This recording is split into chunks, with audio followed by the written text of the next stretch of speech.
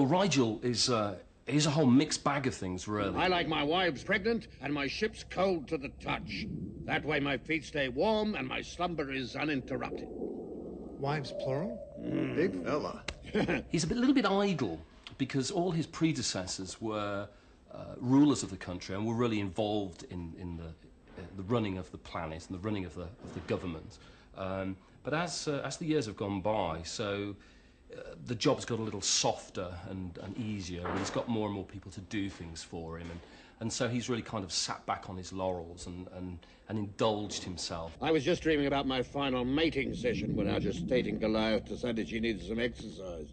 I think he's a very, very self-indulgent character. We, Rygel the 16th, Dominar of the Hynerian Empire, and beloved sovereign of over 600 billion subjects.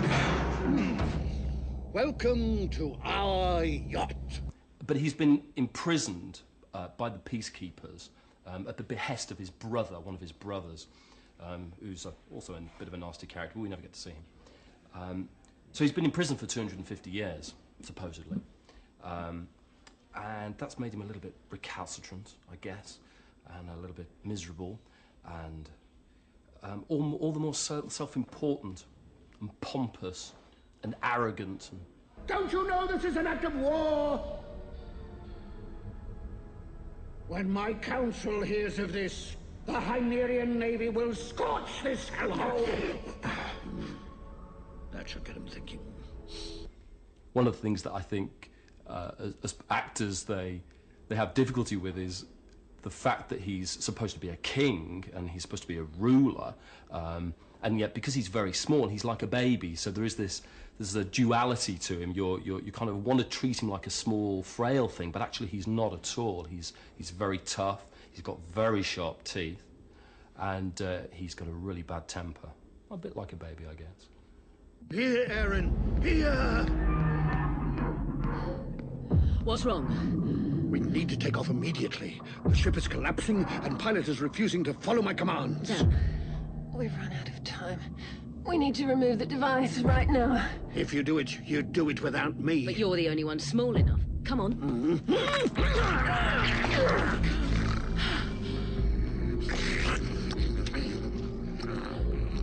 Wait outside. Please. Let me. Your greatest fear will come to pass, Hynerian. Someday you will die at the hands of a peacekeeper.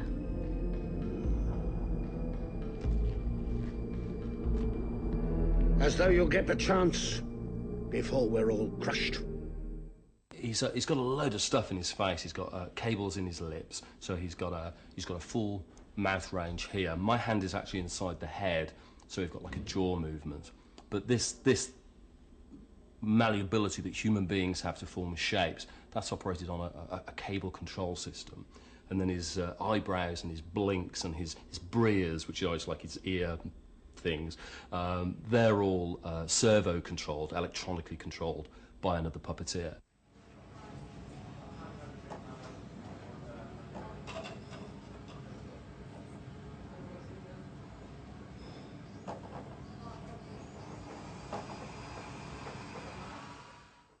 We can program his face to do quite specific things so that he can be very, very angry and very thoughtful, and he can look very bright and very awake and alive and sparky. Actually, he's not sparky very often. Pretty much most of the time he's just annoyed and angry with people. If this is about me climbing around on the ship's entrails, then you can simply turn round and go back the way you came.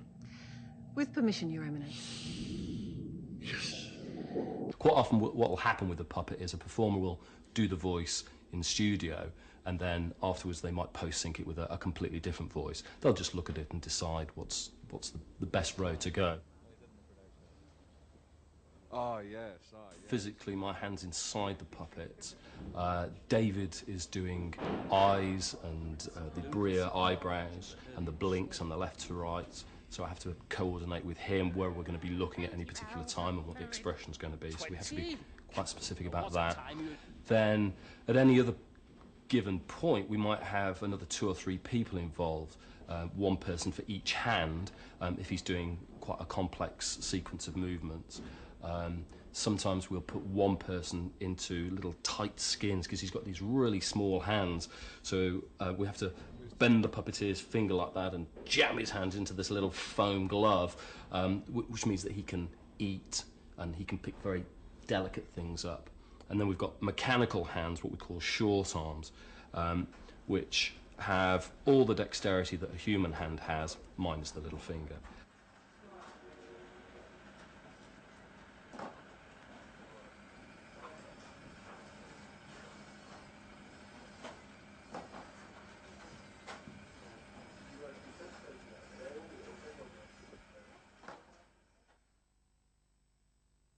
Usually on a puppet show, all the sets are raised and the actors will work standing up and are normally below what you would consider to be floor level. On Farscape, just the nature of the show is there's a lot of big action sequences, a lot of running around and a lot of stunts, and the sets are all on the floor, so sometimes it is quite difficult to get the puppets and all the puppeteers in to very small spaces.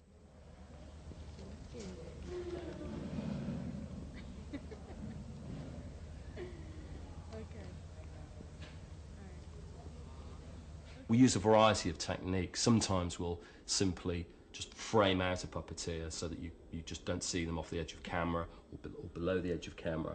And then we use lots of optical techniques, from very simple green screen, where they just put a green cloth in front of anything that they don't want you to see, and then they do what's called a plate, which basically fills in that green screen that you're seeing so that you don't see anything behind it, you don't see any of the puppeteers. And then all kinds of clever CGI, computer-generated effects, but those are very expensive. They like to do it simply if they can.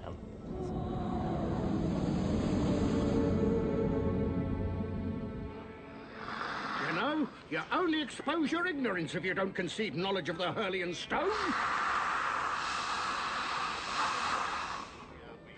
20 barrels of fluid. There was a time when you would have been disemboweled with a dull lesson spade for such an insult to me. 35. You don't have to be physically fit, you just have to have access to a lot of Panadol. Really, that's all it comes down to. You're always in uncomfortable positions, and in fact we just have an adage that actually if you're comfortable, then you're not doing it properly. So sadly that's just the way it is with puppets, but you have to have it's stamina more than anything, more than strength. I think the puppet, the hand puppet, is actually quite heavy. The head alone weighs about 6 kilos. So it can get quite uncomfortable. When he's riding around on his throne sled, Graham's on this pole arm that we've got, which is, well, just like it sounds, it's a long arm on a fixed axis so it can rise and fall. And Rygel sits on this little bucket seat at the end of it, and then we do a process called green screen so that we can lose that, and it makes it look like he's hovering about. So there's another person on the other end operating that. So there's 5 or 6 people at any one time operating him. There he is there. No. What were you doing out here? I was relieving myself. Rygel, did you see anyone? No one. One moment I was... Yeah, relieving yourself, and the next? And the next, boom! I've suffered many assassination attempts on Hyneria, but... Nobody knows you here. It's only people who know you who want to kill you. And then there's a stunt Rygel, which is just like a little dummy version, because the other versions are very expensive, and the stunt version is not so expensive. Only the price of a small car as opposed to the price of a house. Take this royal pain out of my sight. And we can kick him about and throw him about.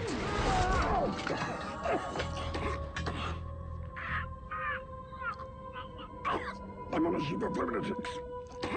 John, what is it? This is gonna take a lot of explaining. Then do it in private. He's definitely not for kids. I think he's a little bit too scary. I think they'll be suckered into him. I think that's the thing. I think a lot of children will start watching Farscape as children see everything now, anything that's good on television, kids get to see it. And they take bootleg videos to school, don't they? So But they'll start watching him and they'll think he's cutesy, and then they'll get a shock. Listen for a weird, strange noise, something out of the ordinary. Weird noise. Does my stomach count? No, that is not funny. That is not funny, Rygel. Look, I gotta get out of here before I end up like you. What, handsome with the great sexual prowess? Shut up! Shut up! No. I gotta get out of here. Either help me. Help me? Leave me alone! I'll be in the galley with the food. I'm the monster. Hurry! Got it!